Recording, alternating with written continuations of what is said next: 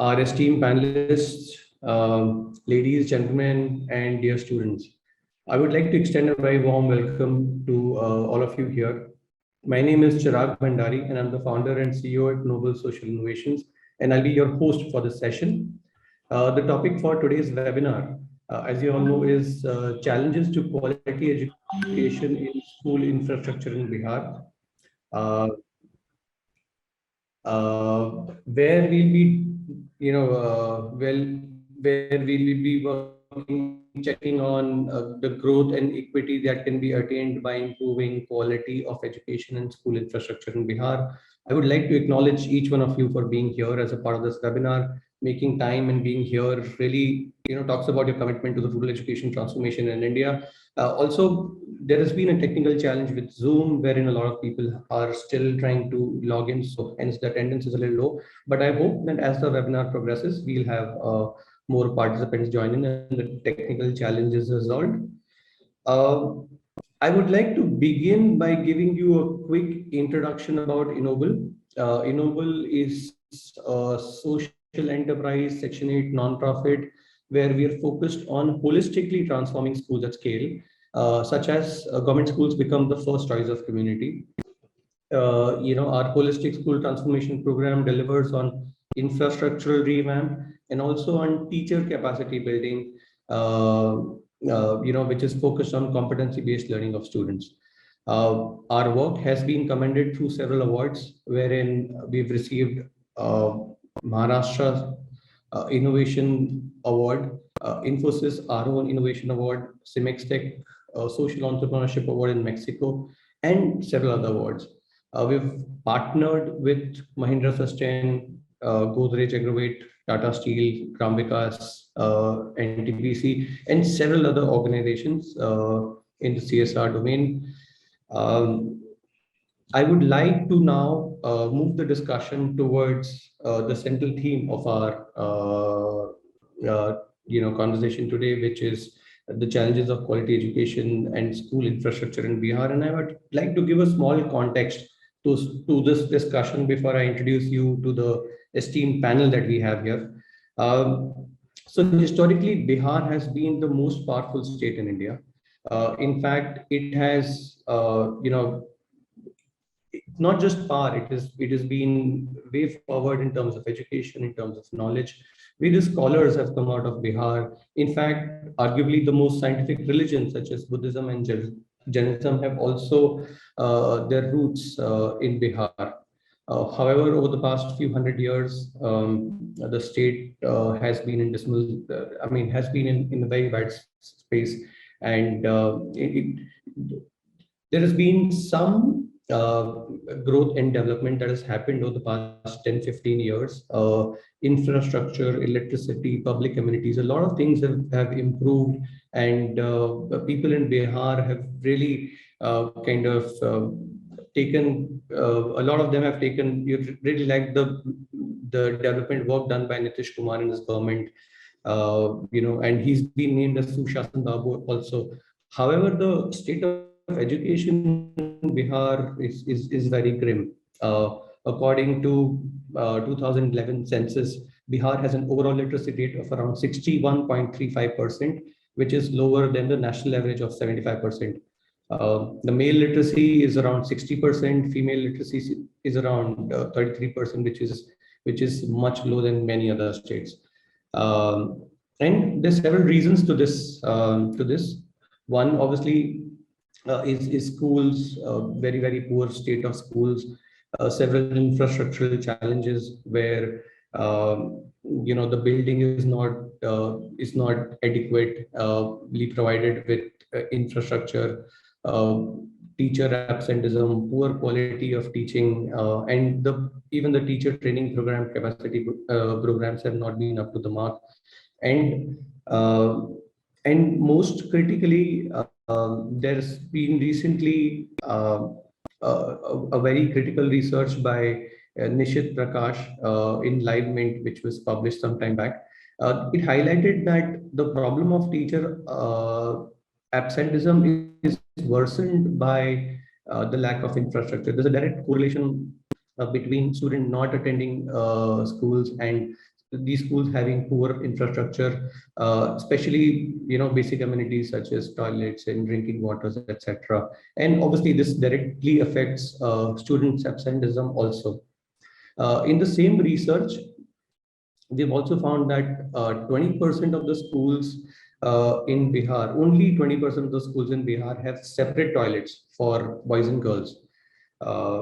And about 60% of the overall classrooms are in a reasonable state, and about 40% are in a bad state, which is far worse than the national median, and really calls for some immediate work to be done in that space.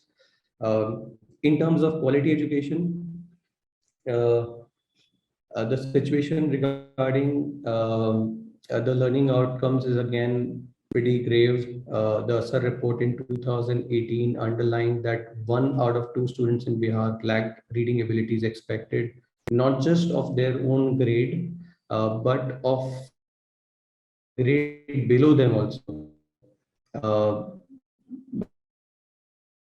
Specific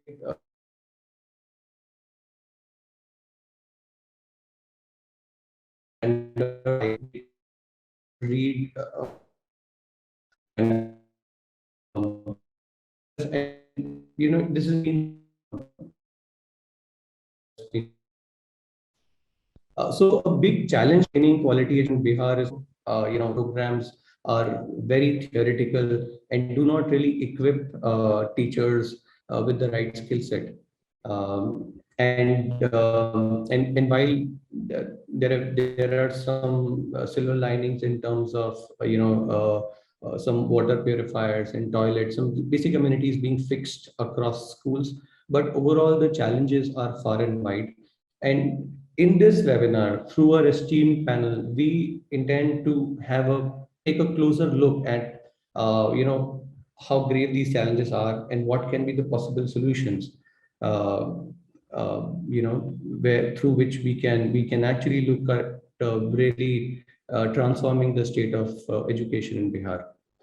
I would like to, quickly share some logistics. We would love to hear from you, and after the panel has shared their views initially, 5 minutes each, we would like you to kind of share your questions. So feel free to shoot your questions in the Q&A box. We would be putting you on mute as a default, such that the other members are not disturbed. So feel free to write your questions, queries in the chat. This session will get over at around 4:10 p.m. Few minutes here and there in case there are any specific questions that you would want to ask the panel.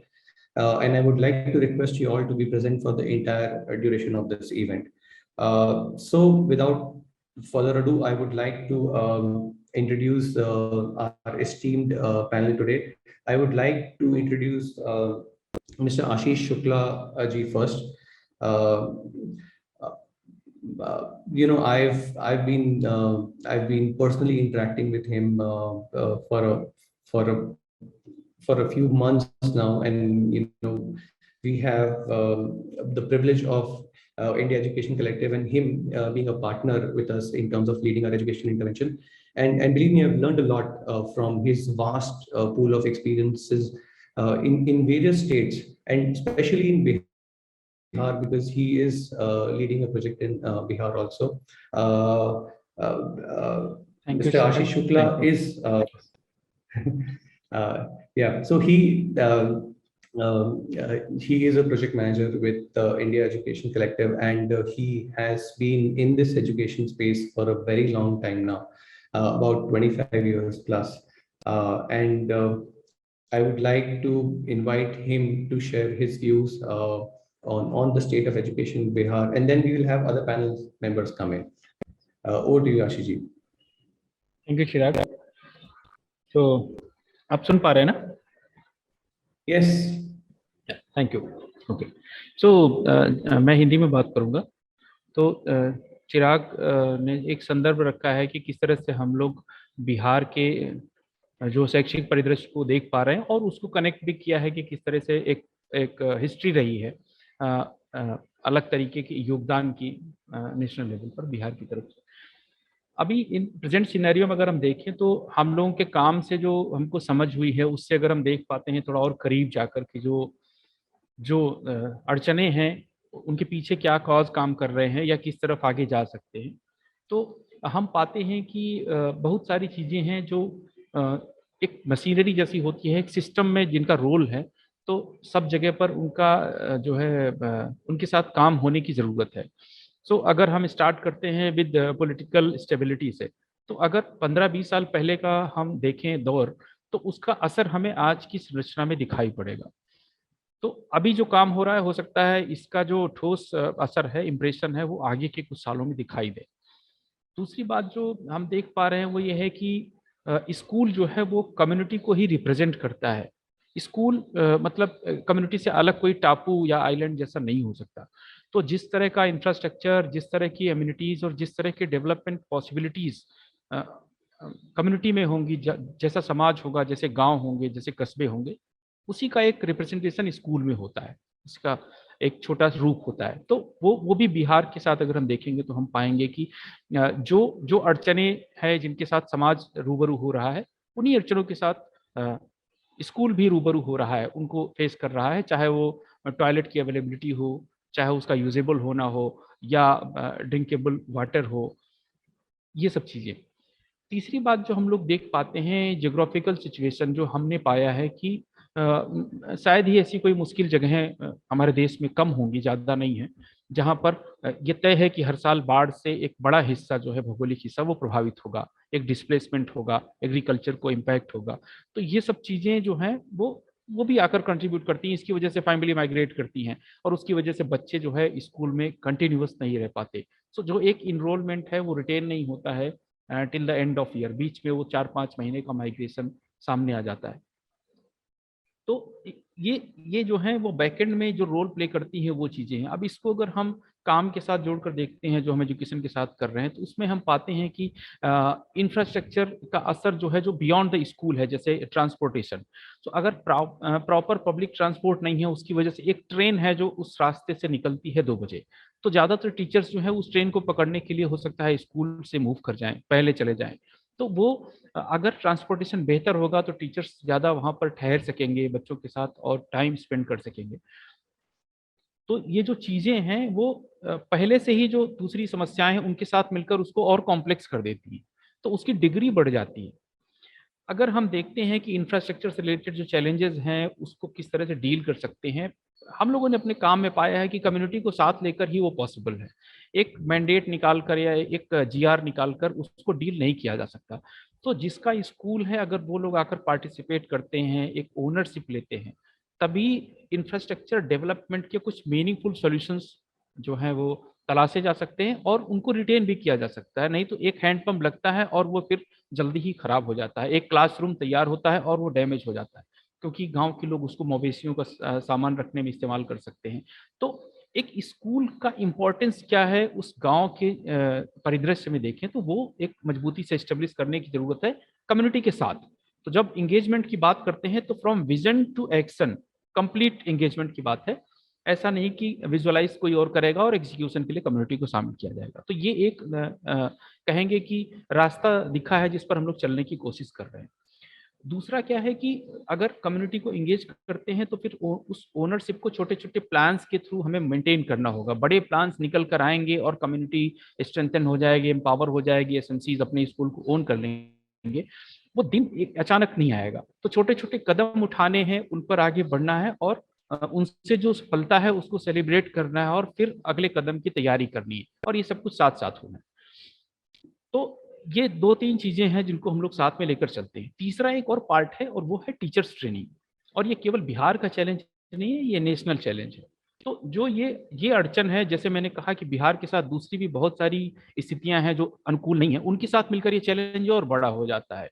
तो हम अभी भी एक monotonous training system run कर रहे हैं, जिसमें pre decided जो है कंटेंट और तरीके हैं वो डिलीवर किए जाते हैं। वो आज के समय में जब बहुत सारी चाइल्ड साइकोलॉजी पर बहुत सारी स्टडीज हो गई हैं, लर्निंग साइंस के ऊपर न्यूरोलॉजिकल रिसर्च बहुत सारे हुए, इस समय पर इस तरह का ट्रेनिंग स्ट्रक्चर शायद उतना कारगर नहीं है, उसके बारे में भी सोचा जाना चाहिए। बाकी जगह जहां दूसरी चीजें अनुकूल हैं वहां पर ये शायद उतना कठिन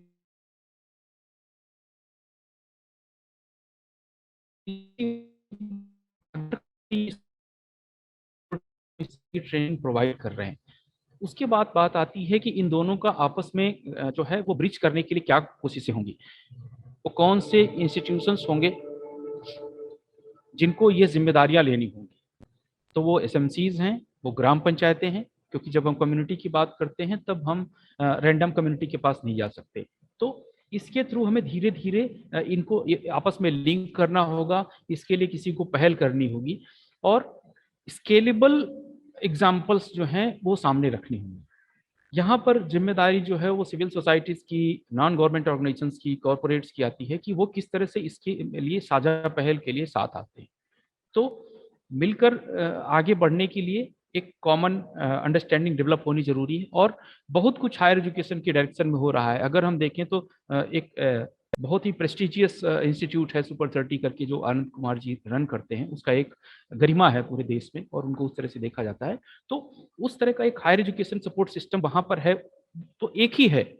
तो उससे सीख लेते हुए बाकी और क्या हम खड़ा कर सकते हैं ढांचा, और प्राइमरी लेवल पर फाउंडेशन मजबूत करने के लिए क्या कर सकते हैं। तो शुरुआती दौर में भागीदारी की बहुत जरूरत है, खासतौर से एलिमेंट्री लेवल पर, जहां पर बच्चों की एबिलिटी डेवलपमेंट को फोकस करते हुए हमें कुछ मीनिंगफुल एफर्ट्स जो है वो करने हैं और उनको स्केल करना है।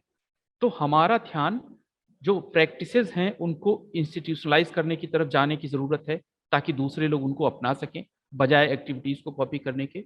और दूसरी बात है कि लोकल कॉन्टेक्स्ट को ध्यान में रखते हुए प्रैक्टिसेस को डिवाइस करने की जरूरत है और कम्युनिटी और टीचर्स के साथ मिलकर उनको सृजित करने की जरूरत है। कहीं और की प्रैक्टिसेस या कहीं और के जो कारगर तरीके हैं उनको सीधे कॉपी पेस्ट करने से कोई ठोस चीज ज्यादा दिन तक नहीं चल पाएगी। तो हम लोगों के काम से जुड़ी हुई जो हमारी समझ रही है वो इस तरह की रही है। और इसके बारे में आपको और कोई और स्पष्टताएं चाहिए होंगी तो जरूर मैं आपके साथ हूँ। तो I think this is all from my end, Chirag. Sure. Um, so I would like to now thanks Ashish ji. Actually कुछ points जो आपने मुझे आपने cover किए हैं, I will just come back to these points. I think आपने कुछ बहुत critical points raise किए हैं. And I will come back once the other two panel members have also been introduced, and then we will discuss these points further in detail. I would like to introduce our second speaker, panel member today, Mrs. Anjula Agarwal. Again, I've known her for a very long time now, and it's very excited to welcome her here on the panel. She comes with 15 plus years experience in the development sector, and currently she's a senior manager in NTPC BARD and is leading the CSR initiative there. She has expertise in planning and implementation of CSR and R&R programs at corporate level, financial planning, budgeting, CSR, R&R activities, policy litigation, and she is managing a lot right now in NTPC BARD, because I've been her in her office and seen how busy she is with a lot of issues that are around her. Her paper on gender and R&R has been published in international conferences, and also very grounded, very rooted, very supportive individual, very committed to community transformation at the core, and very excited to have her as a part of the panel. Over to you, ma'am. Thank you, Chirag. Thank you for the brief introduction.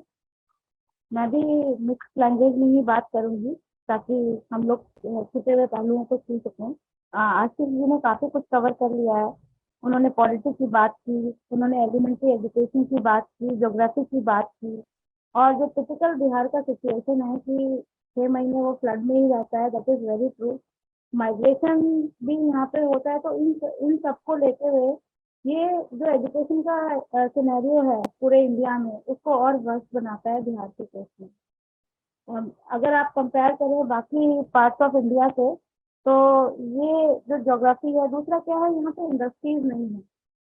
तो basically लोग migrate labour के लिए, earning के लिए होते हैं।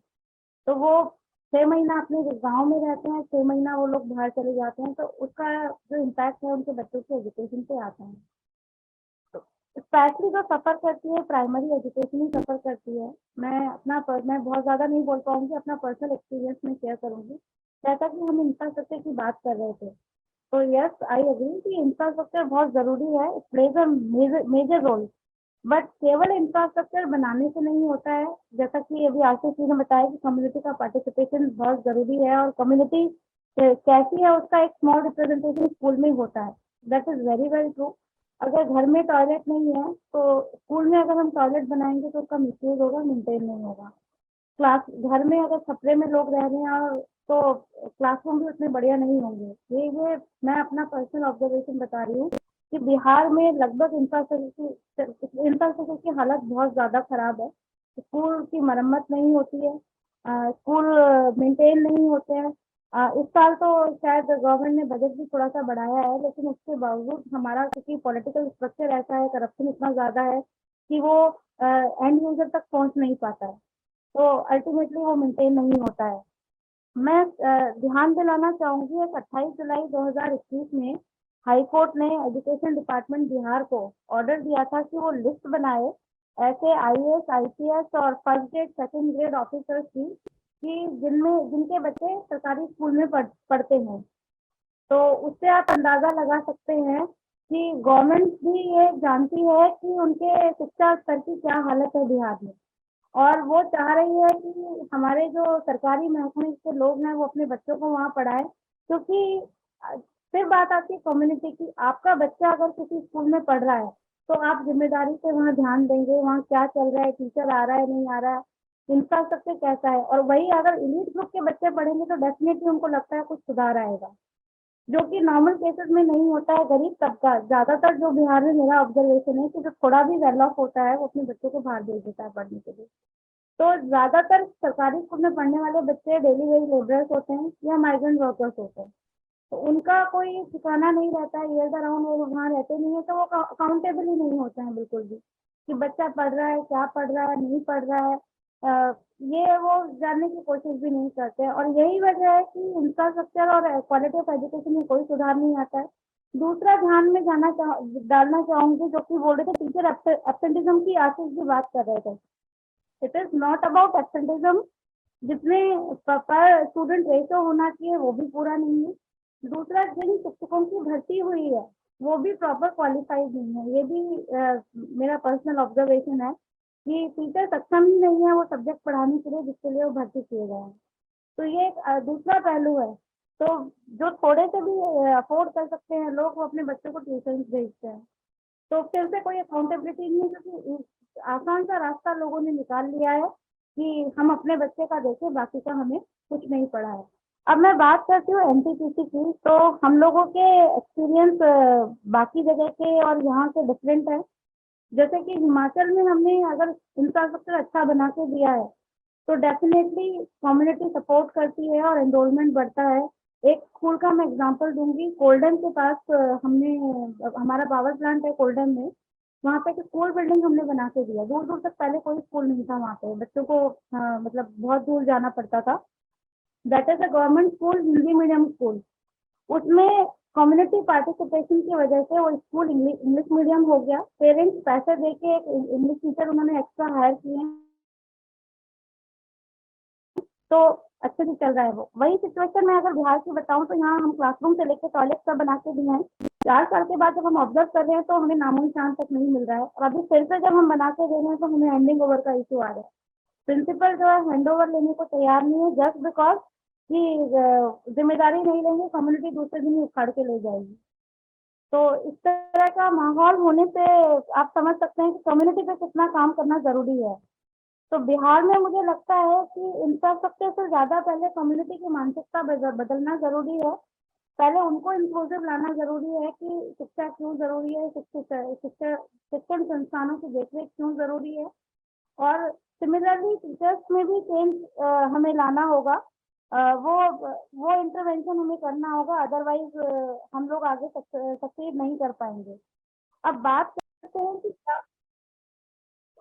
बात करते हैं कि क्या हमारे गवर्नमेंट का रोल होना चाहिए, क्या हमारे एनजीओ का रोल होना चाहिए, क्या हमारे कॉरपोरेट का रोल होना चाहिए, तो मुझे लगता है कि गवर्नमेंट को इसमें बहुत काम करने की ज़रूरत है। उनको एटलीस्ट अपने ऐसी लिस्ट एक तैयार करनी होगी जिसमें वो बता सकें कि कहाँ कॉरपोरेट इंटरवीन करके उन्हें फंड प्रोवाइड कर सकती है। प्रोजेक्ट प्रोजेक्ट मोड में उसको लाना होगा ताकि स्पेसिफिक हम उन पे काम कर सकें। अदरवाइज छोटा मोटा और बीच बीच में काम करने से कोई रिजल्ट नहीं आएगा। दूसरी चीज है कि एनजीओ का क्या रोल है। तो एनजीओ कम्युनिटी को जोड़ने में, कम्युनिटी की दिशा बदलने में हमें मदद कर सकती है। और कॉरपोरेट ऑब्वियसली फंडिंग और वॉलंटियरिंग में सपोर्ट कर सकते हैं।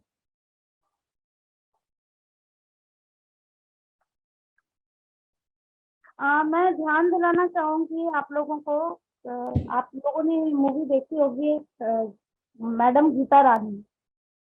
तो उस तरह के टीचर्स और रोल मॉडल्स की भी हमें ज़रूरत है जो इनिशिएटिव ले सके और स्कूल में ट्रांसफॉर्मेशन ला सके। क्योंकि मैडम गीता रानी जैसे ही कैरेक्टर मैंने काफ़ी जगह देखे हैं जो अपने दम पे, अपने दिल से काम करके स्कूलों में एक मेजर चेंज लेके आए हैं। तो उसके लिए भी हमें इंटरवीन करना होगा कि टीचर्स में वो जज्बा जज्बा ला सके और उनको उस दिशा की तरफ लेके जा सके। This is all from my side. Anything to add? I will come back to you, ma'am, in a bit.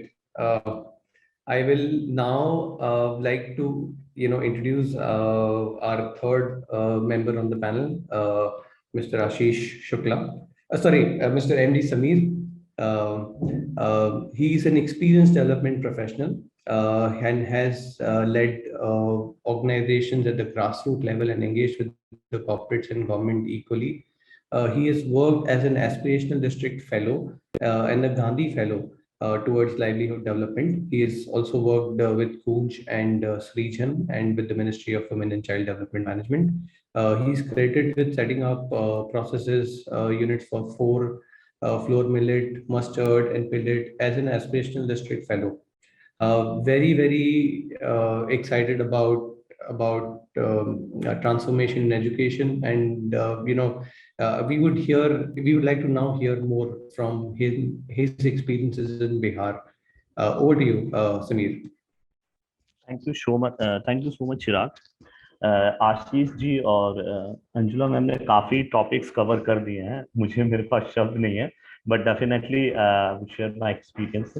तो एज अभी जो टॉपिक है इंफ्रास्ट्रक्चर, तो जो मेरा एक्सपीरियंस रहा है 4 से 5 साल का एजुकेशन में, वो एजुकेशन में इंफ्रास्ट्रक्चर का रोल बहुत ही ज्यादा इम्पोर्टेंट देखा है। क्योंकि अभी आप रूरल में देखिएगा, जैसे इंफ्रास्ट्रक्चर में हम लोग बात कर रहे थे बिहार के इंफ्रास्ट्रक्चर, स्कूल इंफ्रास्ट्रक्चर, तो उसमें 2 रूम से 3 रूम है जिसमें 5वीं तक क्लासरूम चलती हैं। एक क्लास में हमारे 3 बच्चे बैठते हैं, फर्स्ट सेकंड थर्ड। तो वो कहीं ना कहीं एक रूट लर्निंग या कहीं ना कहीं एक रिपीटेटिव लर्निंग की तरफ जा रहा है। जो पहला क्लास का बच्चा सीख रहा है वो तीसरे क्लास का बच्चा भी वही सीख रहा है, और वो कंटिन्यू एक प्रोसेस में है। उसके बाद फिर आप देखते हैं हम 2 रूम है, तो उसमें 5th और 6th और 7th का बच्चा एक जगह बैठ जाता है, 5 6 का एक बच्चा बैठ जाता है। तो जो हमारा एज अ सिलेबस है, जो बच्चे को एक लर्निंग एक्सपेक्ट कर रहे हैं, जैसे स्टार्टिंग में आपने कहा कि एज असर रिपोर्ट, एनुअल एजुकेशन रिपोर्ट असर के मुताबिक 3 और 5 साल का बच्चा जो है वो एटलीस्ट अपने क्लास की टेक्स्ट बुक नहीं पढ़ पाता है। तो कहीं ना कहीं ये एक इंफ्रास्ट्रक्चर की भी कमी रही है कि हम एक बच्चे को उसका इंडिविजुअल क्लास नहीं दे पाते हैं कि वो अपने क्लास, अपने लेवल और अपने लर्निंग लेवल के तरफ से एक्सप्लोर कर सकें। और बिल्डिंग जो है वो डेफिनेटली एक चाइल्ड फ्रेंडली बिल्डिंग स्कूल का होना चाहिए, जिसमें हम कहीं ना कहीं एक बिल्डिंग को जब देखते हैं तो हमारे जहन में आ जाता है, हम पहले ही जज कर लेते हैं कि ये प्राइवेट बिल्डिंग है, ये गवर्नमेंट बिल्डिंग है। तो जबकि गवर्नमेंट की बहुत अच्छी अच्छी पॉलिसीज हैं, बहुत अच्छी अच्छी बाला है building as a learning act, जो कि पूरी एक बिल्डिंग को ही एक लर्निंग की तरह, जो बच्चा कहीं भी अगर देखे तो उससे वो सीखे किसी भी चीज को। खिड़की की तरफ जा रहा है तो वो खिड़की की तरफ देख के सीखे, बालकोनी में आ रहा है तो वो वहां से सीखे, क्लासरूम में बैठा हुआ तो वो वहीं से ऑब्जर्वेशन से सीखे। आशीष जी ने कहा कि हाँ, हमें जो है वो एक आइडिया क्रिएट करना पड़ेगा एक स्कूल में जो लोकल का है, जो लोकल रिसोर्सेज हैं वहाँ पे अवेलेबल है। तो कहीं ना कहीं इंफ्रास्ट्रक्चर का एक स्टूडेंट्स लर्निंग में बहुत इंपॉर्टेंट रोल अदा करता है, चाहे वो ड्रॉप आउट हो या कंटिन्यू हो। 5th या 6th के बाद हम लोग देखते हैं कि बहुत सारे बच्चे जो है ड्रॉप आउट हो जाते हैं, तो कहीं ना कहीं उनका लर्निंग लेवल रहता है जो उतना ज्यादा अच्छा नहीं रहता है, तो वो आगे चल के उस लेवल पे चले जाते हैं, फिर वो ड्रॉप आउट होके कहीं काम काज में चले जाते हैं। टॉयलेट अगर हम बात करें, टॉयलेट हर जगह बना हुआ है इंफ्रास्ट्रक्चर का, लेकिन वो फंक्शनल नहीं है। अगर आप देखिएगा तो वो फंक्शनल नहीं है। तो फंक्शनल नहीं है तो जैसे अंजुला मैम ने कहा कि वो बहुत इंपॉर्टेंट है कि अगर कम्युनिटी के पास टॉयलेट फंक्शनल नहीं रहेगा तो डेफिनेटली वो स्कूल का टॉयलेट इस्तेमाल करेगा। चाहे वो बारात आ रहा है तो इंफ्रास्ट्रक्चर का इस्तेमाल होगा स्कूल का, फ्लड आ रहा है तो स्कूल का इंफ्रास्ट्रक्चर। तो इंफ्रास्ट्रक्चर जो है कम्युनिटी के लिए भी बहुत इंपॉर्टेंट है, एक बच्चों के लिए भी।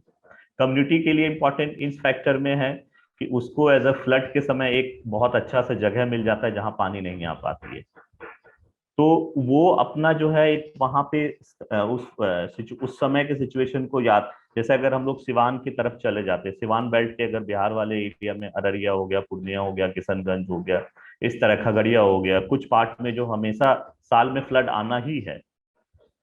तो इस तरीके का लर्निंग का जो मेरा जो पर्सनल एक्सपीरियंस रहा है जमुई का, वो मैंने देखा है कि हम लोगों ने जिस जिन स्कूल के इंफ्रास्ट्रक्चर को अच्छा किया है, रिनोवेट किया है, वहां पे अटेंडेंस इंक्रीज हो गए हैं, वहां बच्चे आने लगे हैं। इवन दो कि बच्चे आके सर से बात भी करते थे कि सर संडे को भी खोल दीजिए ना, हम लोग आएंगे।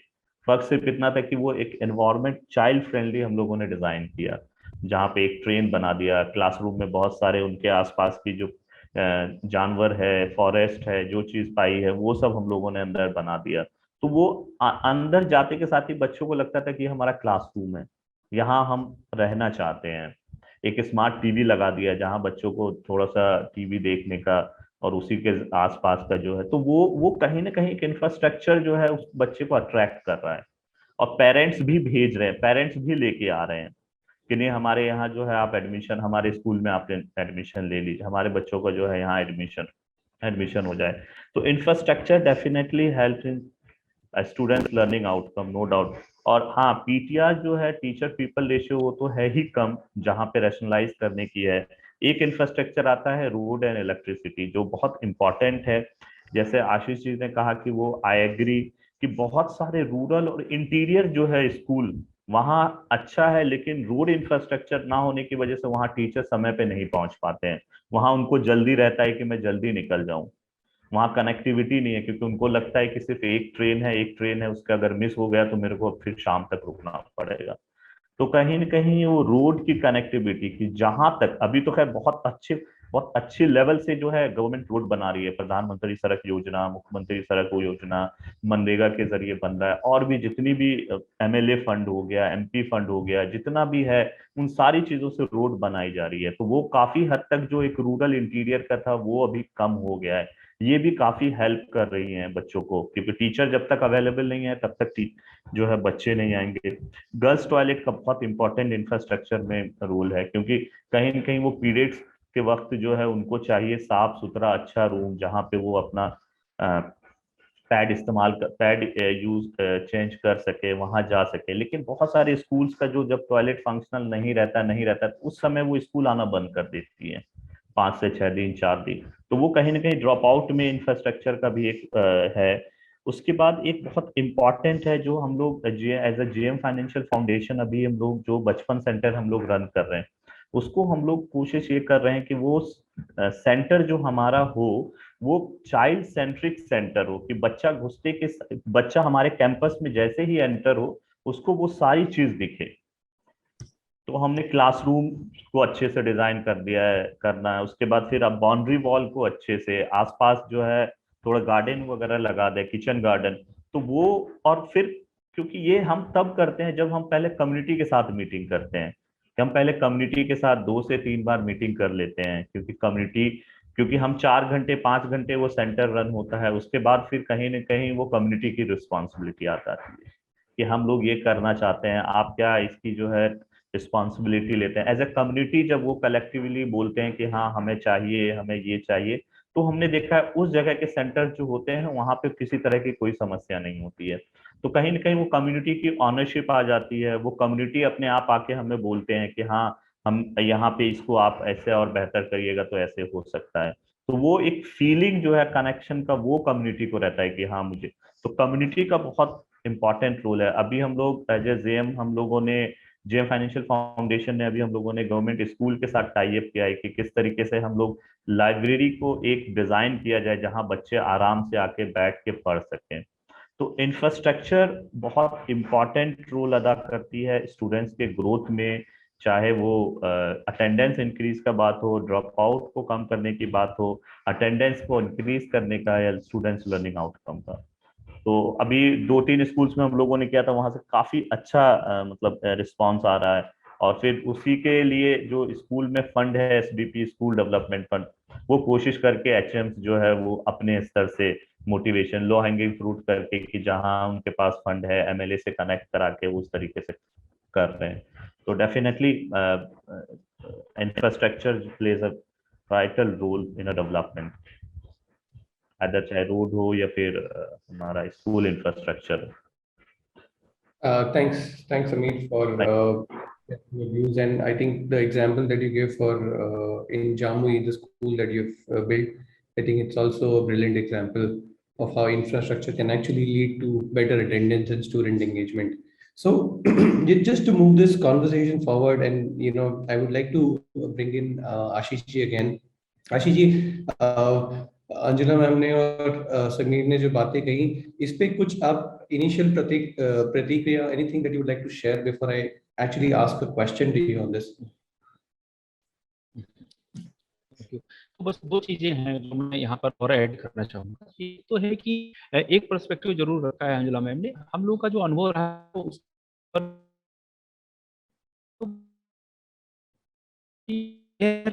कोई बड़ा मुद्दा हमारे सामने नहीं आया। हमने देखा कि शिक्षा बहुत इंपॉर्टेंट है, ये पता है कम्युनिटी, खासतौर से बिहार तो एकदम हमने देखा है कि उसमें बाकी जगहों से 2 कदम आगे है। क्या है कि स्कूल डिलीवर नहीं कर पा रहा है, वो एनालिसिस कम्युनिटी ने कंप्लीट कर लिया है। उनको ऐसा नहीं है कि एजुकेशन इंपॉर्टेंट नहीं है, वो जानते हैं, पर दो चीज़ों की वजह से वो इससे जुड़ नहीं पाते हैं। एक चीज़ है कि जो अपेक्षाएं हैं वो स्कूल से पूरी नहीं हो रही हैं इसलिए, और दूसरा ये है कि उनकी लाइफ में कुछ दूसरे इतने बड़े बड़े प्रश्न खड़े हैं कि शिक्षा जो है उस प्रायोरिटी लिस्ट में कहीं नीचे आती है। तो हमको अपने काम में ये दो जो है पहलू भी हमने नजर तो जो है आगे लेकर जाने के बारे में सोचने पर बढ़ना होगा। एक लॉन्ग टर्म एजुकेशन की पॉलिसी लेवल पर क्या चेंज आने हैं, अगर पीटीआर को एड्रेस करना है, इंफ्रास्ट्रक्चर में कोई बड़ा डिसीजन या ऑन गोइंग एफर्ट्स होने हैं तो क्या होने हैं। एट द सेम टाइम अभी की जो वर्तमान स्थिति है उसमें हमारे रिसोर्सेज, हमारा गोल और हमारी जो प्रैक्टिसेस हैं कि मैपिंग बहुत इंपॉर्टेंट है। तो अगर हम ये नहीं करेंगे तो हम उस दिन के इंतजार में बैठे रहेंगे और आज का अवसर गंवा देंगे कि जब पीटीआर सही होगा या जब इंफ्रास्ट्रक्चर सही हो जाएगा या जब बाढ़ का कोई सोल्यूशन निकल आएगा। तो अभी की सिचुएशन में अगर पीटीआर पुअर भी है, इंफ्रास्ट्रक्चर ऐसा भी है कि एक क्लास में 3 ग्रेड के बच्चे बैठ रहे हैं, तो हमें अपनी एक्टिविटीज को इनके साथ मैप करना होगा कि how can we initiate some different practices, कि अगर एक कमरे में 3 ग्रेड के बच्चे बैठ रहे हैं तो हमारा तरीका कैसा होना चाहिए कि तीनों अपने लेवल के हिसाब से लर्निंग में पार्टिसिपेट कर सकें। या अगर हमारे पास पीटीआर इस तरह का है तो इसके हिसाब से हमारी टीचिंग लर्निंग प्रैक्टिसेस कैसी होनी चाहिए ताकि बच्चों को एबिलिटी डेवलपमेंट में मदद कर सके। तो ये दो चीजें बस मैं ऐड करना चाह रहा था। चिराग। Yeah. I think very critical points highlighted, Ashish ji. मतलब essentially the core focus is competency and ability building of students, and अगर हमारे पास में कम भी resources हैं तो कैसे हम उस direction में focus लाएं कि वो practices build हो जिससे हम इन पे deliver कर पाएं। And I think I would like to have Anjula ma'am also come in and comment on this before I can ask a question. Anjula ma'am, would you like to come in and comment? Definitely I will like to add something. जैसा इन्होंने अभी कहा कि ऐसा नहीं है, लोगों को पता नहीं है कि ऐसा नहीं है कि लोगों को पता नहीं है कि am I audible? Yes, very much. You हाँ, have camera. ऐसा नहीं है कि लोगों को पता नहीं है एजुकेशन कितनी इम्पोर्टेंट है।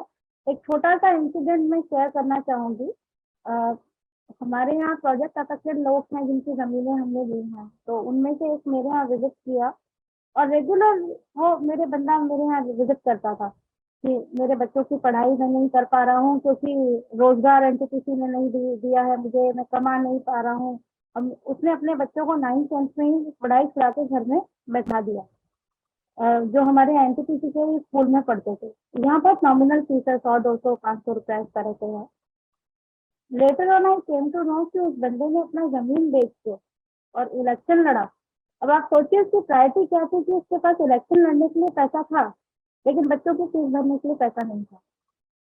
तो ऐसा नहीं है, लोगों की प्रायोरिटी बदल जाती है। यहाँ family to family, person to person vary करता है कि जिसको समझ में आ गया है शिक्षा का महत्व वो जमीन बेच के बच्चे को पढ़ाएगा और जिसको नहीं समझ में आया है वो जमीन बेच के इसी तरह के काम करेगा। तो एक दूसरा जो पॉइंट आता है वो ये आता है क्योंकि लोगों के पास यहाँ रोजगार नहीं है तो वो बच्चों को as a man power treat करते हैं। जब उनका मेनली एग्रीकल्चरल कम्युनिटी है, 6 महीना सबमर्ज रहते हैं इनके खेत पानी में। जब 6 महीना रहती है फसल तो स्कूल से ड्रॉप आउट का मेजर रीजन ये भी होता है कि वो अपने बच्चों को खेत में इन्वॉल्व करते हैं। तो उसके लिए भी हमें सोचना पड़ेगा कि उस डायरेक्शन में हम कैसे वर्क कर सकते हैं, क्योंकि ऐसा नहीं है सिर्फ एजुकेशन पर वर्क करने से हम एजुकेशन को नहीं इम्प्रूव कर पाएंगे। हमें इनके लाइवलीहुड, इनकी लाइफ को वो भी देखना पड़ेगा कि कैसे इनकी लाइफ क्योंकि जुड़ी हुई है, इनके सोशल स्ट्रक्चर से लाइफ जुड़ी हुई है, तो उसको हमें देखना है। This much I just wanted to add कि alone education can not be taken, stand alone हम उसे नहीं ले सकते। सोसाइटी का स्ट्रक्चर, कास्ट स्ट्रक्चर, वहाँ की क्वालिटी, वहाँ की financials, everything we have to see. Yes. Yes. Thank you so much.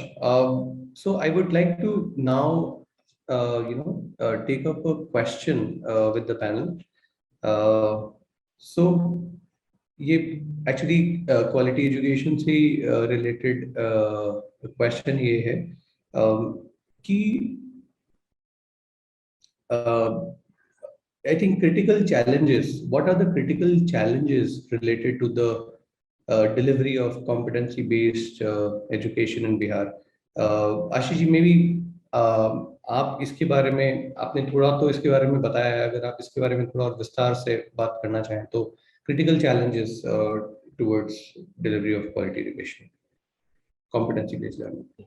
तो क्रिटिकल चैलेंज के रूप में हम टीचर्स ट्रेनिंग को ही सबसे मुख्य कारक के रूप में देख पा रहे हैं जो लिस्ट है उसके हिसाब से, क्योंकि मतलब कि जैसे मैंने पहले कहा कि जो स्थितियां हैं उससे रूबरू हैं, हम भी हैं, टीचर्स हैं। जब हम लोग इतना उसके बारे में जान रहे हैं, बात कर रहे हैं, तो टीचर तो इससे और भी ज़्यादा परिचित हैं, इसको एक्सपीरियंस करते हैं। तो उन स्थितियों के साथ कैसे डील करना है, that should also be a part of teachers training. तो हम कन्वेंशनल टीचर्स ट्रेनिंग नहीं रन करते जा सकते, जो अगर कहीं सारे हमें 20 स्टेट्स का एक लिस्ट बना है कि सब जगह इंग्लिश ट्रेनिंग 20 दिन का होना चाहिए, यही ऐसे रहना चाहिए। तो हमको अपने कॉन्टेक्स्ट के हिसाब से उसको रिस्ट्रक्चर करने की ज़रूरत है कि हमारी ज़रूरतें कैसी हैं, वैसी टीचर्स ट्रेनिंग को हमको इवॉल्व करने की ज़रूरत है। दूसरी बात हम देखते हैं कि पॉलिसीज़ को भी इस तरह से लाना है जहाँ पर वो ज़्यादा सिस्टम को फैसिलिटेट कर सके। जैसे मैंने देखा है कि मल्टीपल स्टेट्स में सभी जगह टेक्स्ट बुक प्रोवाइड की जाती है बच्चों को फ्री ऑफ कॉस्ट।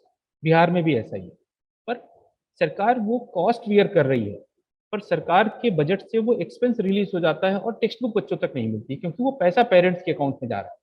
तो जैसे मैंने भी कहा और अंजुला मैम भी कह रही थी कि दूसरी लाइफ के जो चैलेंजेस या उनकी जो अपनी प्रायोरिटी है वो उसको पहले तवज्जो देते हुए, और हो सकता है वो पैसा कहीं खर्च हो जाए और फिर वो किताबें खरीदने में 2 महीने का 3 महीने का टाइम लग जाए। तो इस तरह से भी कुछ पॉलिसीज को भी रिविजिट करने की जरूरत है। तीसरी बात है कि कम्युनिटी और टीचर के साथ मिलकर एक भरोसा बहाली के ऊपर भी काम करने की बहुत ज़रूरत है, जिसको हम क्वालिटी के रूप में एक बड़ी बाधा के रूप में भी देख रहे हैं। क्योंकि जो वो भरोसा जो कमज़ोर होता है तो दोनों एक दूसरे से संवाद नहीं करते हैं, और चूंकि बच्चे के डेवलपमेंट की बात है तो, और उसके पेरेंट्स और टीचर दोनों प्राइमरी स्टेक होल्डर्स हैं उसके कॉन्टेक्स्ट में देखें तो, अगर ये दोनों आपस में बात ही नहीं करेंगे, इनका कम्युनिकेशन स्टेब्लिश नहीं होगा, तो इसका सीधा असर उस बच्चे के डेवलपमेंट पे पड़ता है। तो वो दोनों तरफ जो है वो जो गैप होता है उससे वो छूट जाता है। तो इसको भी बहुत इम्पोर्टेंटली ध्यान देने की ज़रूरत है। और तीसरी बात जो टीचर्स ट्रेनिंग का ही पार्ट है कि किस तरह की क्लासरूम प्रैक्टिसेस हों, कैसे हम रिसोर्सेज का बेहतर यूज़ कर सकें। तो एक क्वेश्चन भी था जिसको मैं यहाँ पर रिफर करना चाहूँगा कि चिल्ड्रन विद स्पेशल नीड्स उनको कैसे एकोमोडेट कर सकते हैं। यहाँ मैं रखना चाहता हूँ कि every child is having his और हर ओन स्पेशल नीड्स, तो उसकी अपनी स्पेशल ज़रूरतें हैं। तो जब उनको जनरलाइज करने की कोशिश होती है तब हमें ऐसा लगता है कि एक दो बच्चों की स्पेशल नीड्स है, जबकि हर बच्चे को सीखने के हिसाब से तैयारियां होनी चाहिए। तो जब उसको ध्यान में रखेंगे तो चिल्ड्रन विद स्पेशल नीड अपने आप उस प्रक्रिया का हिस्सा होंगे, क्योंकि हर बच्चे की इंडिविजुअलिटी को फोकस करते हुए हमारी टीचिंग लर्निंग प्रैक्टिस होगी और वैसी टीचर्स ट्रेनिंग होगी हमारी। तो CWSN के लिए हमें अलग से कोई प्रावधान की जरूरत नहीं पड़ेगी। हाँ, स्पेशल एजुकेटर्स चाहिए, स्पीच थेरेपिस्ट चाहिए, उसको हम शामिल कर लेंगे प्रक्रिया में।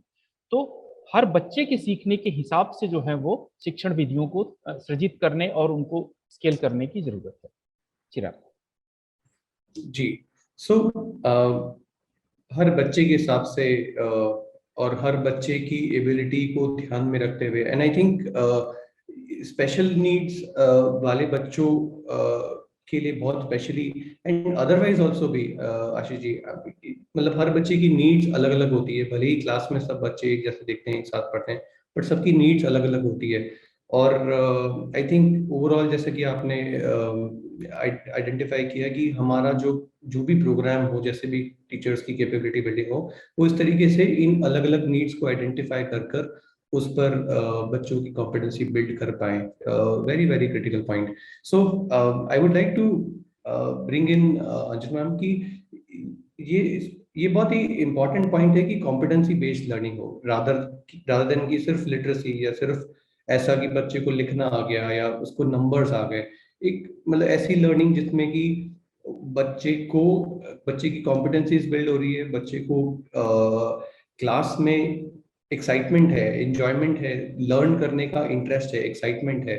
सो इस तरीके के एनवायरनमेंट को बिल्ड करने के लिए आप टीचर ट्रेनिंग को कैसे देखती है ma'am? Any inputs, any thoughts in that direction?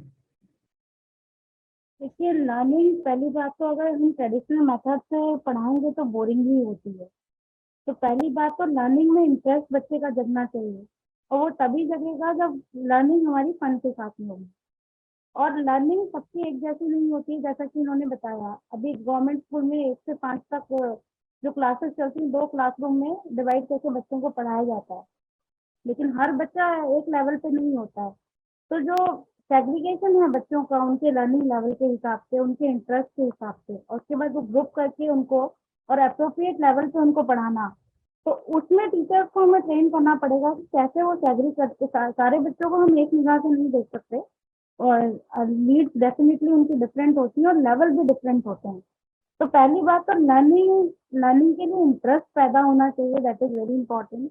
तो ट्रेडिशनल लर्निंग के बजाय हम कैसे, आजकल तो बहुत एक्टिविटी बेस्ड लर्निंग होती है, फिर बहुत सारे हमारे पास मीडियम मौजूद हैं, स्मार्ट टीवीज हैं, स्मार्ट क्लासेस हैं, और बहुत सारे मॉडल्स के बेस पे हम बच्चों को लर्न कराते हैं। तो मुझे लगता है विजुअल्स और ऑडियो विजुअल इफेक्ट से जो हम बच्चों को पढ़ाते हैं वो एक अच्छा एटमॉस्फेयर क्रिएट करता है, और वो बच्चों में एक इंटरेस्ट बढ़ाता है लर्निंग के लिए। तो उस तरह की टेक्निक्स तो हमारे ट्रेडिशनल टीचर्स को नहीं सिखाई जाती है। तो उस तरह की टेक्निक्स पर टीचर्स को ट्रेन करना, और फिर उस तरह की चीजें उनको मुहैया कराना, कैसे वो आसपास के एनवायरनमेंट को एज ए लर्निंग टूल इस्तेमाल कर सकते हैं, कैसे वो हमारी नेचर में या आसपास में जो भी चीजें मौजूद हैं उनके थ्रू उनको पढ़ा सकते हैं, वो उस पर फोकस करना बहुत जरूरी है। जी जी, very well articulated, ma'am. So, in your experience, Ashish ji, I'll just come back to you. In your experience, specifically in Bihar, जैसे कि आप वहाँ पर प्रोग्राम लीड कर रहे हैं और you are interacting with several teachers over there. So, ऐसी कुछ स्पेसिफिक जरूरतें या ऐसे कोई स्पेसिफिक चैलेंजेस आपको टीचर्स के एंड पे दिखते हैं क्या, which need to be addressed by the government or any specific program, जिससे कि they are more excited to take on transformation of their schools? सो दो चीज़ें हम रखना चाहेंगे अपनी लर्निंग से। एक है कि मैं एक स्कूल का एग्जांपल बस 1 मिनट में रखना चाहता हूँ कि जहाँ भी हम लोग काम कर रहे हैं अलग-अलग राज्यों में, हर जगह एनरोलमेंट एक चैलेंज है कि बच्चे स्कूल में आने चाहिए, उनको स्कूल में नाम होना चाहिए, ताकि स्कूल वो रेगुलर आएँ और हमारा एक एक एनरोलमेंट नंबर सब जगह घटता ही जा रहा है। एक एक हम लोगों का वर्किंग स्कूल है जहाँ पर हम लोग टीचर्स कलेक्टिव करने के लिए जाते हैं। एक कमरे से बहुत शोर आ रहा था, टीचर्स मीटिंग हो रही थी। तो मैं बाहर निकल कर गया कि मैंने सोचा यहाँ के टीचर से बात कर लें, तो देखा उस कमरे में टीचर नहीं है। तो एचएम मैम से मैंने बात की, तब तक उन्होंने देखा कि मैं हूँ बाहर, तो वो आई, मैंने कहा कि मैडम यहाँ पर अगर ये बच्चे थोड़ा-सा एंगेज रहेंगे, शांत रहेंगे तो थोड़ा टीचर्स ट्रेनिंग बगल वाले रूम में चल रही है। तो उन्होंने कहा हाँ, मैं कुछ करती हूँ। मैंने पूछा ये कौन-सा क्लास है मैडम? और उस क्लास में ना एक 30-40 बच्चे बैठे हुए थे, बिगिनर्स वाली एज के। तो टीचर ने थोड़ा-सा हेजिटेट करते हुए कहा कि एक्चुअली सर ये अभी एनरोल्ड नहीं है, क्योंकि हमारा एनरोलमेंट फुल हो चुका है, तो ये वेटिंग में है। चूँकि फैमिलीज़ भेजती हैं कि आप स्कूल जाओ और एनरोलमेंट के लिए हमारे पास जगह नहीं है, और तो एक कमरे में इनको बिठाकर हम टाइम निकाल कर इनको कुछ न कुछ बताते रहते हैं। तो मैंने देखा कि जहाँ पर वेटिंग में बच्चे बैठे हुए हैं, 30-40 बच्चे होल्ड पे हैं कि इनको नेक्स्ट ईयर एनरोल किया जाएगा और वो उस प्रक्रिया का हिस्सा है। तो ऐसे ही स्कूलों की मैपिंग करके और वहाँ पर एक्स्ट्रा रूम्स देना या कम्युनिटी की जो बिल्डिंग्स हैं, वहाँ पर लर्निंग सेंटर जैसे मूव करना, गाँव में रिसोर्सेज़ भी हैं, हर गाँव में ट्यूशन सेंटर चलता है, तो अगर उसको छोटा-सा भी एक स्टाइपेंड देंगे तो वो उनको बच्चों को जैसे आफ्टर स्कूल क्लब बने होते हैं, इस तरह से कोई नॉन फॉर्मल सेंटर जैसा उनको थोड़ा-सा प्रिपेयरनेस पे उस पे काम कर सकते हैं। इंफ्रास्ट्रक्चर की अगेन आई एम सेइंग कि मैपिंग करनी बहुत ज़रूरी है। ज़रूरी नहीं है कि वो कमरा जो सीखने के लिए है, वो स्कूल की चारदीवारी के अंदर ही हो। वो पंचायत भवन भी हो सकता है जो 3 महीने में 1 बार यूज़ होता है, तो उसको भी लर्निंग क्लासरूम के रूप में यूज़ कर सकते हैं। एक बात ये है। दूसरी बात ये है कि जब हम टीचर्स के बहुत सारे एडमिनिस्ट्रेटिव इश्यूज़ होते हैं, जैसे उनकी जॉइनिंग, उनके ट्रांसफ़र या उनके जो ह्यूमन रिसोर्स मैनेजमेंट सिस्टम से रिलेटेड जितने भी इश्यूज़ हैं, उनमें थोड़ी पारदर्शिता और थोड़ी-सी उसमें स्मूथनेस होनी चाहिए। इससे क्या है कि वो एक कागज़ का पुर्जा लेके रोज़ उनको बीओ ऑफ़िस नहीं जाना है। तो अगर उनको उसकी परेशानी रहेगी तो उनका ध्यान उसी पर रहता है।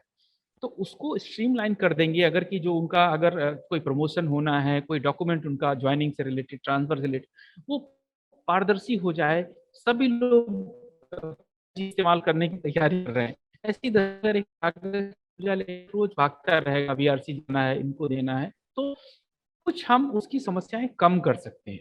ये 2 चीज़ें बस मैं ऐड करना चाह रहा था, चिराग। जी। Uh, a follow-up question to this from you, Samir, and you specifically identified infrastructure as one of the key spaces to kind of look at. तो मुझे उसी से रिलेटेड एक प्रश्न है, जहाँ पर कि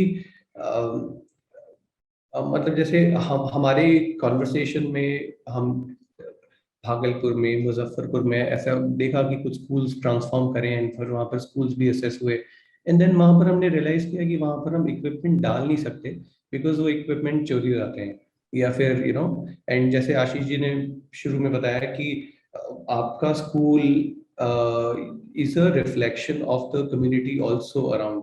तो ये चैलेंज हमने खुद ने भी फेस किया है।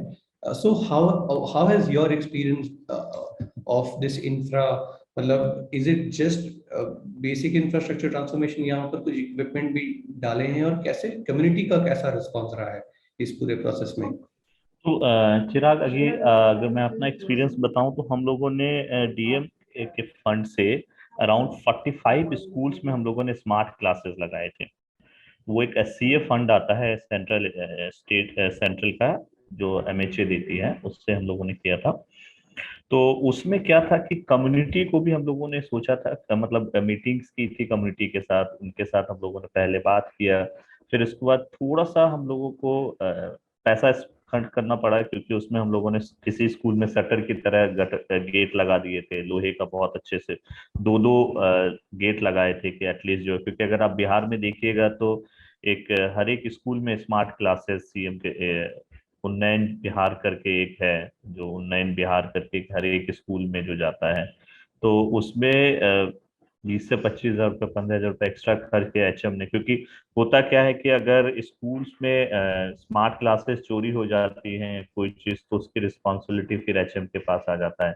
तो एचएम के ऊपर फिर वो आती है कि आपका कैसे हुआ, आपका क्या रहा उसके ऊपर। तो वो एचएम खुद अपने से कम्युनिटी को बुला के कि हम लोग लगा रहे हैं, आप लोग थोड़ा सा इसका देखिएगा।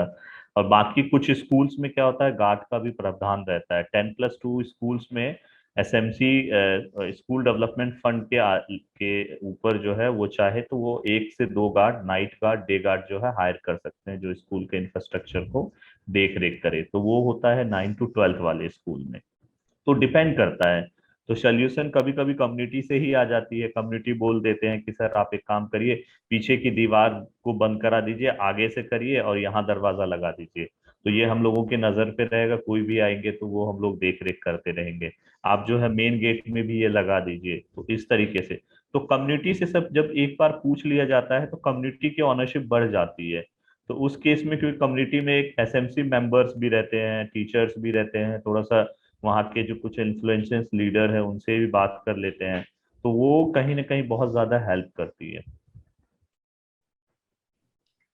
Got it, Samir. So I think essentially you have taken some innovative measures, some work done around protecting the entire infrastructure in school. मैं यहाँ पर आशीष जी से I think I would like to, because we have another 5 more minutes, so I can have some closing comments coming in from Ashish ji. ये पूरा जो हमारा discussion हुआ जिसमें कि हमने टीचर्स के चैलेंजेस को समझा, कहाँ पर फोकस है होना चाहिए उनको समझा, इंफ्रा की पर्सपेक्टिव को भी समझा फ्रॉम समीर और उनका जो लाइव एग्जांपल है। तो you know a few closing comments Ashish ji की, अगर जैसे इंटरवेंशन बिहार में इंटरवेंशन होना है और बिहार में आपने स्केल वाली भी बात भी कही अपनी कॉन्वर्सेशन में, आपने कहा कि ऐसी प्रैक्टिसेस होनी चाहिए जो कि स्केलेबल हो और कॉपी पेस्ट ना हो, बल्कि कॉन्टेक्चुअली उनको मूव किया जा सके और रिजल्ट क्रिएट करें। तो in your opinion what are the 4-5 की things, like in terms of overall overall key 5 things जो कि बिहार में एजुकेशन में सुधार के लिए आपको लगता है कि सबसे ज्यादा जरूरी हो? मतलब वो गवर्नमेंट करना चाहे तो गवर्नमेंट, या फिर सीएसआर के थ्रू, या फिर जहां पर 5 चीजें जिससे कि हम एक बदलाव की तरफ देख पाएंगे, भाई बदलाव आ सकता है बिहार में एजुकेशन में। तो चिराग, अगर कुछ चीज़ें हैं इनकी तरफ हम बात करें, तो एक है जो मैं फिर से दोहराना चाहूँगा कि रिसोर्स और एक्टिविटी मैपिंग। और जब इसकी बात करते हैं तो इंक्लूडिंग कम्युनिटी, तो समुदाय को साथ लेकर। आमतौर पर एक है जो आपने हमारे आज के डिस्कशन में भी देखा होगा कि जब हम इंफ्रा की बात करते हैं तब हम कम्युनिटी को उसमें रखते हैं ग्राउंड में, और जब हम लर्निंग की बात करते हैं तब हम बहुत डिपार्टमेंट ओरिएंटेड हो जाते हैं। ऐसा इसको भी थोड़ा ब्रेक करने की जरूरत है। तो कम्युनिटी को साथ लेकर रिसोर्सेज और लर्निंग और टीचर डेवलपमेंट सारी प्लानिंग साथ में करनी है। दूसरी बात है कि ऑन गोइंग अकाउंटेबिलिटी मैकेनिज्म के ऊपर भी फोकस करना होगा कि जो ट्रेनिंग किस तरह की होनी चाहिए उस पर जितना ध्यान देना है, वो ट्रेनिंग को एग्जीक्यूट कैसे करना है उसके ऊपर भी उतना ध्यान देना है।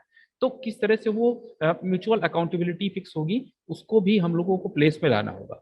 तीसरी बात है, जब हम कहते हैं कि कम्युनिटी का स्कूल है वो स्कूल को ओन करे, तो स्कूल की और सिस्टम की जवाबदारी भी कम्युनिटी की तरफ जानी चाहिए, ना कि डिपार्टमेंट की तरफ। तो एक जनरल नोशन सभी जगह पर है, बिहार उसमें अनोखा नहीं है कि टीचर अपने आप को डीईओ या डिपार्टमेंट के लिए अकाउंटेबल समझता है, तो वो कम्युनिटी की तरफ भी अकाउंटेबिलिटी रखनी या एस्टेब्लिश करनी जरूरी होगी। तीसरी बात है कि हमें कम्युनिटी इंस्टीट्यूशंस को स्ट्रेंथन करना होगा। अगर ग्राम पंचायतें प्रॉपरली फंक्शन नहीं करेंगी, एसएमसी प्रॉपरली फंक्शन नहीं करेगी, तो हम रैंडम कम्युनिटी से लेकर ना तो इंफ्रास्ट्रक्चर में बड़ा बदलाव करके उसको स्थिर रख पाएंगे, और ना ही स्कूल डेवलपमेंट के ऊपर कोई बड़ा हम कदम उठा पाएंगे। तो उसको भी हमको ध्यान में रखना होगा। और नेक्स्ट पार्ट जो आता है, जो टीचर ट्रेनिंग का अगला हिस्सा होगा कि क्लासरूम के अंदर में क्या होगा, उसको भी लगातार रिव्यू करना, प्लान करना और फिर ये सॉर्ट आउट करना कि क्या वर्क कर रहा है क्या नहीं कर रहा है, ताकि उसको रिफाइन करते जाए। तो उसको भी प्लेस में लेकर चलना होगा। तो ये 3-4 चीजें मेरी तरफ से। चिराग, अंजू मैम, आपकी तरफ से की एलिमेंट्स। है कि आशीष जी ने लगभग सब कवर कर लिया है। जो हम कह रहे थे कि जो स्टेट गवर्नमेंट है उसको रिसोर्स और एक्टिविटी और ये सब मैप करना चाहिए। मैप करने के बाद ही हम लोग लो हैंगिंग फ्रूट पे काम करके और कुछ वर्केबल बना पाएंगे, क्योंकि जहान बहुत बड़ा है, पूरे स्टेट को हम ट्रांसफॉर्म नहीं कर सकते, पूरी डिस्ट्रिक्ट को हम ट्रांसफॉर्म नहीं कर सकते। तो कहीं से जो शुरुआत हमें करनी है, वो शुरुआत के लिए रिसोर्स मैपिंग बहुत जरूरी है, और तभी हम लोग धीरे धीरे धीरे एक बदलाव ला पाएंगे।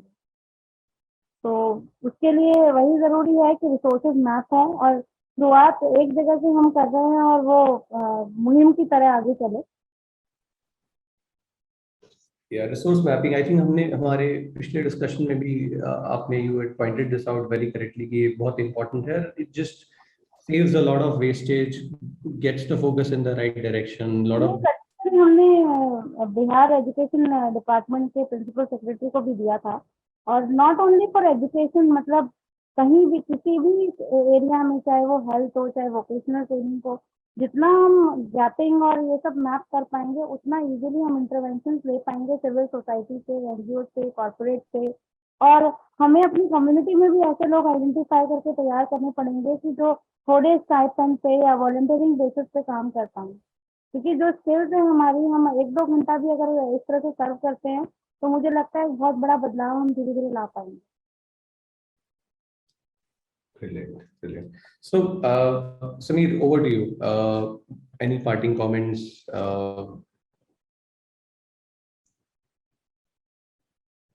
Anything that you like to identify which is not been identified by Ashish and Anjula ma'am? Ashish ji ने एक्चुअली सारे पॉइंट्स कवर कर दिए। एक चीज है जो मुझे लगता है टीचर रेशनलाइज अगर किया जाए, कि बहुत सारे जो अर्बन एरिया की तरफ अगर आप देखिएगा तो वहाँ आपको टीचर पीपल इश्यूज बहुत मिलते हैं। वो डेफिनेटली आपको गवर्नमेंट के साथ ही करना पड़ेगा, कि गवर्नमेंट से अगर बात करें कि टीचर जो सिटी के आसपास के स्कूल्स है वहाँ पे आपको अच्छा मिलता है, आप और अगर अंदर चले जाते हैं तो आपको रेशियो कम मिलता है।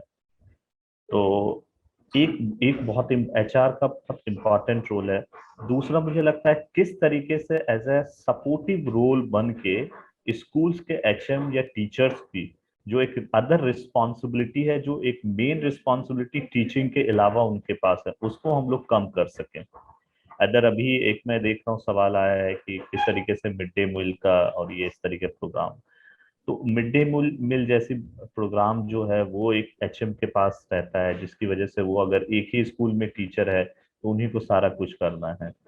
तो इस तरीके की चीजें भी तो गवर्नमेंट ने बहुत अच्छा कर दिया है कि पंचायत वाइज जो है रिस्पॉन्सिबिलिटी दे दी है और सामान लाके स्कूल में दे देते हैं, सिर्फ खाना बनाने वाली जो सेविका है वो खाना बना रही है। तो उसके एक्स्ट्रा जो बर्डन्स है उसको हम लोग कैसे आइडेंटिफाई करके उसको हम लोग कम कर सकते हैं, कि एक टीचर का मेन काम हमने जो हायर किया है वो हायर किया है उसको स्टूडेंट्स के लिए, बट यहाँ उसके अलावा अदर कहाँ कहाँ इंगेज है, कितना पेपर वर्क वो कर रहा है, उनके उस पेपर वर्क में हम एज ए सपोर्टिव रोल क्या अदा कर सकते हैं। एचएम की लीडरशिप पे हम लोग काम कर सकते हैं। जैसे एक कंपनी का मैनेजर होता है, वो पूरी कंपनी को मैनेज करता है, तो हम बात करते हैं कि वो सिर्फ मैनेजमेंट का काम करे, वो यहाँ काम करे। तो उसी तरीके से जो मुझे लगता है, जो मेरा पर्सनल एक्सपीरियंस रहा है, कि किसी स्कूल में अगर एचएम बहुत, उनकी लीडरशिप बहुत अच्छी है, टीचर वो बहुत है, तो वो स्कूल ऑटोमेटिकली बहुत अच्छी तरीके से फंक्शनल करता है। एक फोकस अगर हम करें तो अभी गवर्नमेंट भी कोशिश कर रही है कि हम डेडिकेटेड एचएम हायर करें, रिक्रूट करें, जो उनको सिर्फ एचएम की रिस्पॉन्सिबिलिटी दिया जाए, अब इस पे ना दिया जाए। एक तो अपना एसएमसी फंक्शनल करना, और एसएमसी फंक्शनल करने का मतलब कि उसको उसकी रोल एंड रिस्पॉन्सिबिलिटी पता हो, कि एग्जैक्ट में अगर आप देखें एसएमसी बहुत सारे स्कूल्स में वीएसएस जो है वो बनी हुई है, बट वो फंक्शनल नहीं है, उनको रोल एंड रिस्पॉन्सिबिलिटी नहीं पता है कि उनके रोल एंड रिस्पॉन्सिबिलिटीज क्या है। दूसरा हेडमास्टर्स की लीडरशिप। तीसरा continuous training, continuous training in terms of उनको एज ए TLM के प्रति हो, टीचर लर्निंग मटेरियल हो, या कुछ एक कांस्टेंट उनको सपोर्ट, उनकी हेल्थ होल्डिंग सपोर्ट जो कि कंटिन्यूअस उनको हेल्प कर सके। चौथा, डेफिनेटली मैं बार बार मेरे जहन में आता है इंफ्रास्ट्रक्चर। इंफ्रास्ट्रक्चर में चाहे टॉयलेट फंक्शनल हो, या वाटर हो, या इलेक्ट्रिसिटी हो, या बेसिक कुछ भी हो, हम एज ए ह्यूमन है, हम अगर कहीं भी जाते हैं तो हमें क्या चाहिए कि थोड़ा छत के नीचे हवा हो, थोड़ी बेसिक वाटर हो, थोड़ा जब पेशाब आए, 4 से 5 घंटा हमारा बच्चा स्कूल में रुक रहा है, उसको डेफिनेटली सब कुछ जरूरत रहेगी। तो ये 4 से 5 चीज पे अगर हम लोग वर्क करते हैं तो ऑटोमेटिक हमारा SLO इंक्रीज होगा। मतलब कहीं ना कहीं वो एक फिर फोकस जो रहेगा आपका वहां रहेगा। और कंटिन्यूस, सॉरी, जो मुझे लगता है एक चीज और बहुत इंपॉर्टेंट है, continuous PTM, parents teacher meeting जो एक रहे, कि पेरेंट्स को भी पता रहे कि उसका बच्चा किस में है, उसको कार्ड देना है। तो वो ये 5 से 6 चीज जो है वो अगर कंटिन्यू हम लोग आइडेंटिफाई करके उसके ऊपर काम करते, क्योंकि एजुकेशन अपने आप में बहुत है। अगर एजुकेशन का एक प्रॉब्लम ट्री बनाने लगे तो SFC के ऊपर ही एक पूरी एक प्रोग्राम डिजाइन हो जाता है, इंफ्रास्ट्रक्चर के ऊपर एक पूरा प्रोग्राम डिजाइन हो जाता है, टीचर ट्रेनिंग के ऊपर इटसेल्फ एक बहुत बड़ा प्रोग्राम डिजाइन हो जाता है। एक पेडागोजी वाला अगर हम पकड़ते हैं तो वो अपने आप में ही